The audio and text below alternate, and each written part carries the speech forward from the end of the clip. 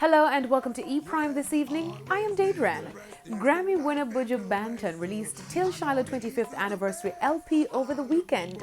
Originally released 25 years ago, the new two-disc collector's edition by UMG Recordings include remastered original favorites like Wanna Be Loved, my favorite, Champion, and an acoustic version of Not An Easy Road. Till Shiloh 25 also includes an unreleased track, Coming At A Dance, a song for the ladies that was left off the original album. In a heartfelt post, the DJ says the 25th anniversary of Till Shiloh is rather epic.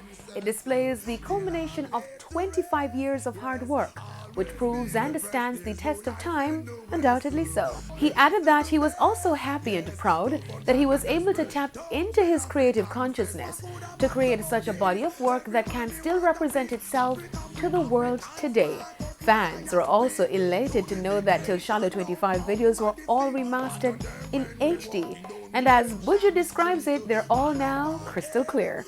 The 1995 Till Shiloh was certified gold by the Recording Industry Association of America in July this year, and Buju Banton is also up for the 2020 Grammy Awards for his 2020 album, Upside Down 2020.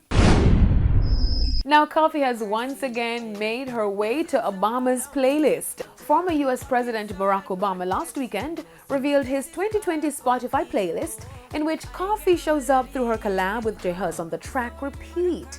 Coffee joins A-listers Megan Thee Stallion and Beyonce on the remix to Savage, Her with Damage, Wizkid featuring Thames on Essence, and Franchise by Travis Scott featuring Young Thug and MIA. In his post on social media, Barack Obama thanked his daughter Sasha for helping to compile the list. Go Coffee. That's it for E Prime this evening. I am Daedran. Thank you for watching.